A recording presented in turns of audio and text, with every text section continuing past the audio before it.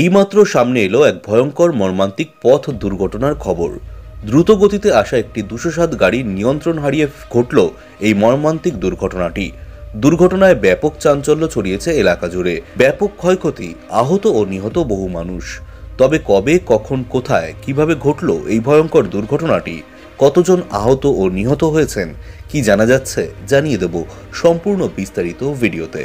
সম্পূর্ণ বিস্তারিত জানতে অবশ্যই ভিডিওটি শেষ পর্যন্ত দেখবেন এবং আপনি আপনার জেলার নাম ভিডিওর কমেন্ট বক্সে কমেন্ট করে জানিয়ে দেবেন। আপনার জেলার নতুন কোনো খবর বেরিয়ে এলে আমরা আপনাকে জানিয়ে দেব। আপনার কাছে ছোট্ট একটা অনুরোধ, ভিডিওটিতে একটি লাইক করবেন, চ্যানেলটিকে সাবস্ক্রাইব করবেন, পাশে থাকা বেল বোতামটি বাজিয়ে দেবেন পরবর্তী লেটেস্ট খবরগুলো সবার আগে দেখার জন্য। গতকাল সকালে বহরমপুরে পথ দুর্ঘটনায় মৃত্যু হলো এক সিভিক ভলেন্টিয়ারের। মৃতের নাম সেলিম রেজা মণ্ডল, বয়স 30 বছর। ঘটনাটি ঘটেছে বহরমপুর থানার অন্তর্গত কাটাবাগান এলাকার ভাকুড়ি হরিহরপাড়া রাজ্য সড়কে।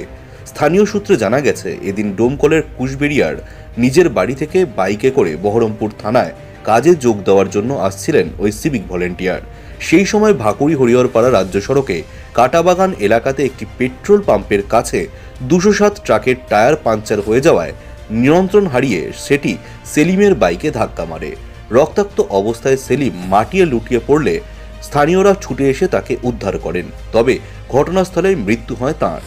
এরপর পুলিশ ঘটনাস্থলে গিয়ে মৃতদেহ উদ্ধার করে। ইতিমধ্যেই মৃতদেহটি ময়না তদন্তের জন্য মুর্শিদাবাদ মেডিকেল কলেজ হাসপাতালে পাঠানো হয়েছে।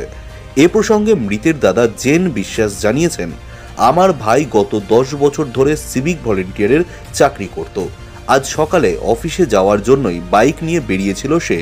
স্থানীয়দের কাছ থেকে জানতে পেরেছি, একটি 207 ট্রাকের টায়ার পাঞ্চার হয়ে নিয়ন্ত্রণ হারিয়ে আমার ভাইয়ের বাইকে ধাক্কা মেরেছিল, আর তাতেই গাড়ি থেকে ছিটকে পড়ে মৃত্যু হয় তার।